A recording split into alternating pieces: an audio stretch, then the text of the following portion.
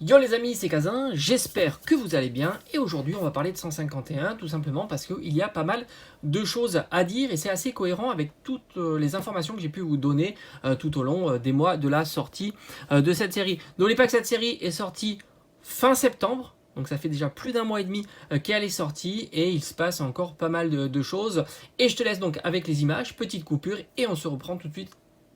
Bon mais je vous l'avais dit, hein, n'oubliez pas, calendrier de l'Avent.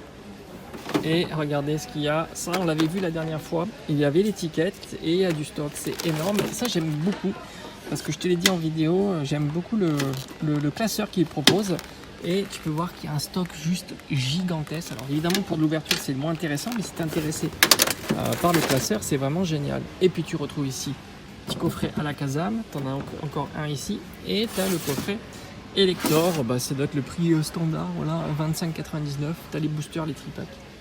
Donc tu peux voir, il y a énormément de stock 151 et ça revient au fur et à mesure. J'en ai vu aussi chez Cultura. Bon ben voilà, nickel, let's go.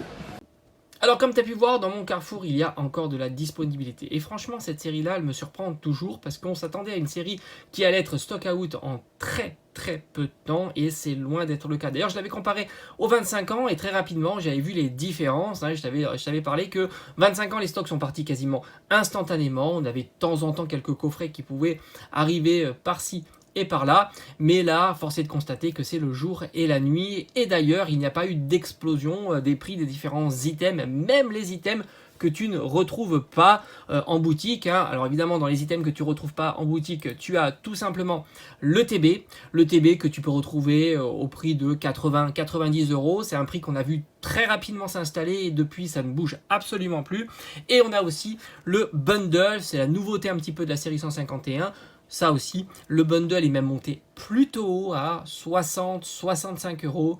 Et à l'heure actuelle, tu peux le trouver entre 50 et 55 €. Et je pense que si tu cherches un peu plus, tu peux même le trouver moins cher. Tous les autres items, hormis aussi, bon, évidemment, l'Ultra Premium, mais j'en parle pas, l'Ultra Premium, parce qu'il est aussi, enfin, il est monté même à 250, et là, il est à 200 €, peut-être même un petit peu moins si tu cherches aussi. Et il a l'air d'être bien implanté, là, comme ça, autour des 200 €. Qu'est-ce qui va se passer dans les semaines et mois à venir? Franchement, j'en sais rien. Mais tous les autres items, comme le coffret à la Kazam, mais aussi le coffret Elector, même les mini tin box, et on va en parler au travers de cette vidéo, sont encore trouvables. Et le coffret, évidemment, classeur, 4 boosters, et peut-être que j'en ai encore oublié un ou deux, parce que franchement, ah oui, les tripacks aussi sont trouvables. D'ailleurs, je t'avais fait une vidéo dans les Carrefour Market. Alors si, ça, faut pas le négliger. C'est assez caractéristique. Pourquoi? Parce que contrairement à 25 ans, les 25 ans, tu en trouvais grosso modo dans les boutiques classiques, tu trouves, c'est-à-dire les grandes surfaces. Mais les Carrefour Market, t'en trouvais pas. Hein. Franchement, moi j'en ai jamais vu. Alors que là, Carrefour Market, tu as de la disponibilité. Et d'ailleurs, si tu regardes bien 151, j'ai même vu sur le site de Galeries Lafayette. Oui, tu ne rêves pas, les Galeries Lafayette, il y a des rayons jouets.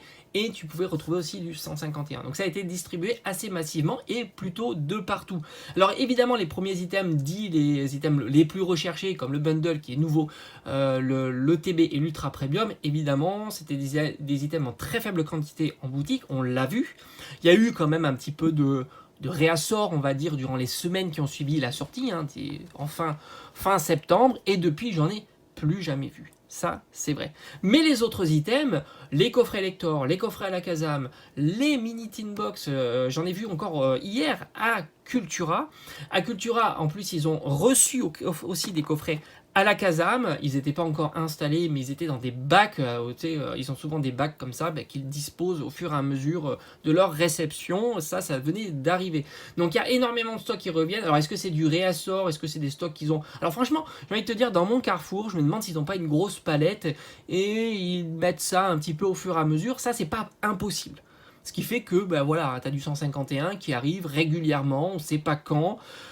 Mais c'est une hypothèse qui est plutôt plausible. Mais chez Cultura, ça je t'assure que c'est de la réception nouvelle. Ça c'est clair. C'est clair parce que eux, ils mettent tout de suite ce qu'ils ont, ils l'exposent en plus, hein, ils ont des systèmes où ils impriment la feuille, tu vas le chercher à la réception, ou alors ils l'exposent tout court, hein, ça arrive aussi, les coffrets à la Kazam, d'ailleurs j'en ai fait pas mal de vidéos. Alors ils sont relativement chers hein, chez Cultura, on est à 30 €, mais ça reste prix boutique.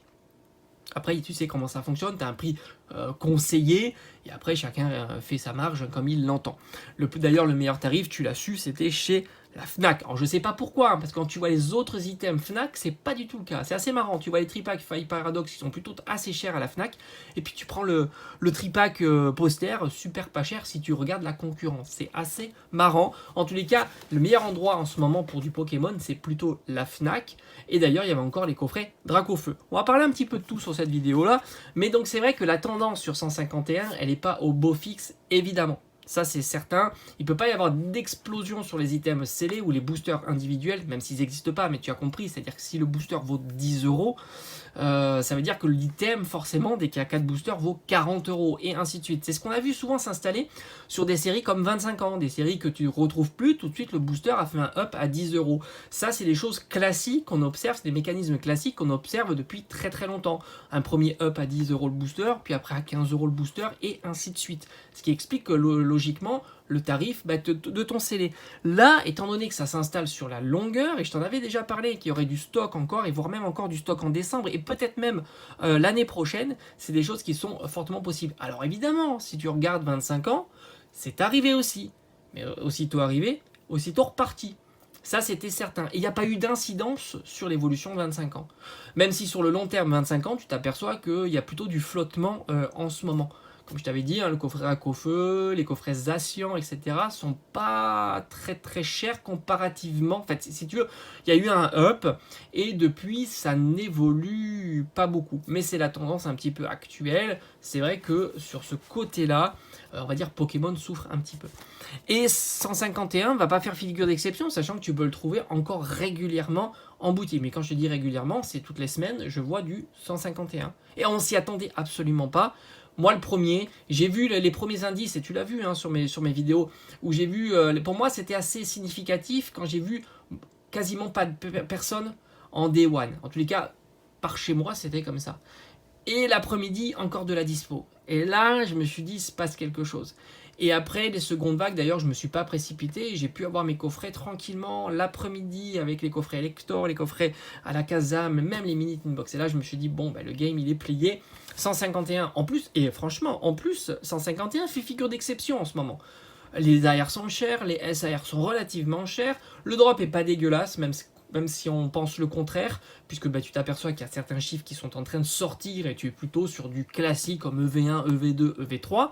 Donc on avait critiqué EV1, EV2, EV3 qui fait que le pool drop était trop haut, ce qui expliquait aussi que les cartes étaient moins chères, hein, globalement. Les AR sont quand même super chers quand on regarde les autres séries. Les SAR sont aussi assez chers. Et tu peux te faire plaisir en ouverture et tu as de la dispo. C'est ça qui est assez incroyable. Il y a de la dispo au bout de 1 mois et demi, 2 mois de sortie de cette série-là. Et on n'est pas à l'abri de futurs encore dispo. Hein. Ça, j'en suis assez convaincu jusqu'à peut-être même décembre et voire un petit peu plus.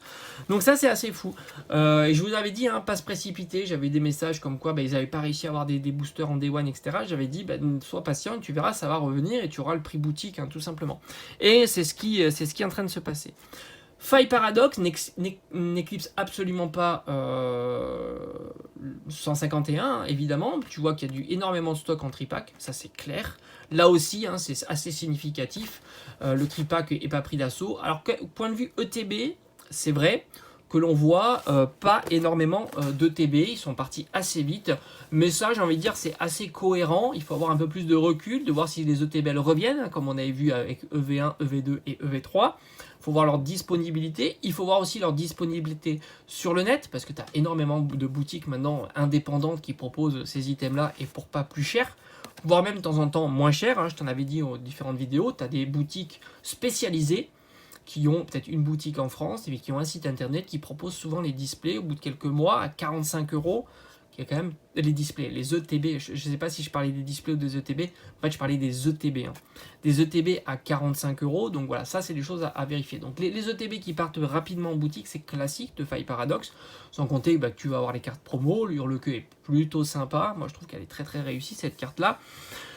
Après, à voir comment le stock va revenir. Bon, pour l'instant, on est au début de Faille Paradox, mais j'ai l'impression qu'il n'y a pas d'emballement sur Faille Paradox. Il y a beaucoup de tripacks, beaucoup de boosters. On va voir les coffrets qui vont sortir. Il devrait y avoir 2 coffrets là qui arrivent maintenant, hein, tout simplement. Le coffret, je crois que c'était Rugilune et Garde de Fer, qui ont l'air d'être les Pokémon tendance de cette série, avec les SAR, hein, les plus grosses SAR de cette série-là. J'ai pas été vérifier le prix des cartes, pour l'instant je me précipite pas, hein, la patience est au beau fixe, hein, pour tout ça. Et après il va y avoir en plus 4.5. Donc là, tu as donc 4.5, ça devrait sortir fin janvier. Est-ce que ça va encore bousculer tout ça? Est-ce qu'il y aura encore du 151 pendant le 4.5? Franchement, tout ça, j'en sais rien. Donc c'est vrai que la mécanique est un peu spéciale en ce moment, sans compter qu'en plus on va avoir les périodes de solde. Qu'est-ce qui va se passer dans les périodes de solde? Est-ce qu'ils vont solder beaucoup de Pokémon? Pour moi, j'ai envie de te dire, ce sera le stress test, les soldes. Ça va être voir ce que font les boutiques, parce que eux le savent, hein, ce qu'ils vendent bien, ce qu'ils vendent moins bien, ce qu'ils ont en stock, leur dispo, etc. Et si tu as beaucoup de Pokémon en solde, bah, ça sera un indice assez fort, quoi. Après, il y aura 4.5. Bon, on a peu d'informations. Les items qui vont sortir 4.5 ont l'air plutôt sympas. Je t'en ferai une vidéo, n'hésite pas à aller la consulter, là elle va arriver. Je te montrerai les items qui sont prévus pour 4.5. Mais le plus important, ça sera le pool drop, parce qu'on en parle énormément, et il faut qu'on revienne sur un truc vraiment très très généreux, du 1 pour 2, voire même du 1 pour 1, histoire de relancer un petit peu tout ça. Même si ça a tendance peut-être à faire baisser les prix des cartes, tant pis, je pense que ça fait plaisir aussi ceux qui ouvrent, et puis principalement ceux qui ont des budgets moins conséquents, qui forcément sont un peu déçus quand tu achètes 10 boosters et t'as rien, alors que si tu achètes 10 boosters, tu as 10 ultras, c'est toujours très très sympathique. Et puis pour les enfants aussi, c'est vraiment chouette. Et aussi, il faudra, donc comme je dis, le pull rate, la disponibilité aussi. Est-ce que ça sera, comme d'habitude, un petit peu compliqué par rapport à la disponibilité? Savoir si ça va être étendu sur plusieurs semaines. Et moi, j'ai l'impression que c'est ce qui est en train de se passer. Et principalement, et très important, les cartes qu'ils vont mettre à l'intérieur. J'espère qu'ils vont pas être trop feignants en se disant, allez, on fait un petit peu du réchauffé. Comme on a vu avec Destiné Occulte, Destiné Radieux, on avait du réchauffé. J'espère vraiment que ce ne sera pas du réchauffé, qu'ils vont un peu plus bosser les alternatives, un peu oublier les terras cristallisés, même si j'ai l'impression que ça va être vraiment la forme de EV, donc écarlate et violet, début. J'ai l'impression qu'ils vont faire un petit peu comme Soleil et Lune, c'est-à-dire que Soleil et Lune, jusqu'à la moitié, c'était les rainbows, les cartes gold. Et après, ils ont commencé à faire les escouades où ça a été un peu plus sympa. Donc là, j'ai l'impression que voilà, c'est terra cristallisé, terra cristallisé, terra cristallisé. Mais j'ai l'impression que là, on est 4.5, 5 et 6. On pourrait essayer d'oublier ce format-là et mettre quelque chose d'un peu nouveau. Ça serait vraiment sympa, que ce soit sur les rivers, que ce soit sur les... Enfin, il faut qu'ils trouvent quelque chose pour relancer tout ça. En tous les cas, 151, il n'y a pas de raison de s'enflammer. La série est même un petit peu à contre-courant. Les items sont dispo. Même si les quantités sont pas astronomiques, quand tu vois que c'est une série qui était tant attendue, dont on a fait tant de, si tu veux, de publicité au travers des vidéos, au travers de tout ça, on a attendu aussi le renouveau, dire ça y est, ça va repartir à la hausse, c'est 151, les premiers Pokémon, etc.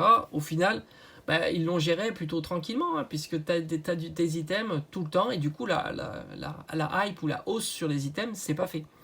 C'est forcément pas fait.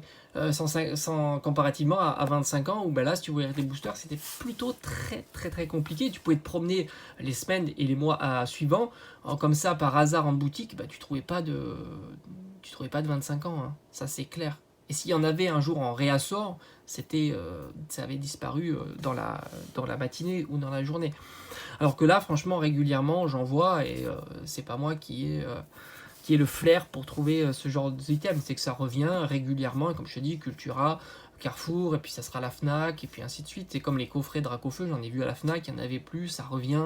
Il y a du Tempête Argentée aussi, enfin tu t'aperçois qu'en ce moment, il y a énormément d'items qui reviennent. Voilà un petit bilan de tout ça. Donc pour 4.5, franchement, je sais pas si ça va repartir à la hausse, si ça va être... Moi, j'ai un avis là-dessus sur 4.5, je pense qu'il y a beaucoup de gens qui sont refroidis. Ils se sont dit, bon, ça va faire comme 25 ans, tu achètes un item, un mois, 2 mois après, tu fais un x2, x2,5 facilement. voilà, une ETB à 120 euros, et ainsi de suite. Ça n'a pas été du tout le cas, un coffret à 50 euros, et ainsi de suite. Donc beaucoup ont été refroidis par ce process-là. L'ultra premium, ça a été plutôt la catastrophe, hein. On pensait plutôt à 200, 300 euros, puis 350 euros, et puis pas du tout. Donc je pense qu'il y a eu pas mal de personnes qui sont refroidies, donc qui sont plus prudentes, et qui sont parties d'ailleurs sur leur canard, et on le voit, hein, sur les réseaux, hein, beaucoup sont repartis sur leur canard, qui est beaucoup plus simple. Beaucoup plus simple, et la difficulté c'est d'avoir du Lorcana, évidemment. Plus là c'est en train de sortir. J'irai normalement c'est chercher ma display, je croise les doigts. Et donc voilà, tout ça fait que je pense qu'il y a beaucoup de personnes qui sont refroidies, donc du coup ils seront peut-être plus prudents sur 4.5, il y aura peut-être un effet plus attentif sur 4.5, prudent, et du coup plus tranquille pour nous, peut-être, à voir. Mais je vois pas 4.5, pour l'instant avec toutes les informations qu'on a, je vois pas le 4.5 exploser, mais pour l'instant on n'a pas assez d'informations sur les cartes qu'il y a à l'intérieur. Peut-être qu'il y aura une surprise, je l'espère en tous les cas, mais on n'est pas à l'abri d'un flop total aussi. Destiné Radieux, ça a quand même été un flop. Allez, je te dis à bientôt.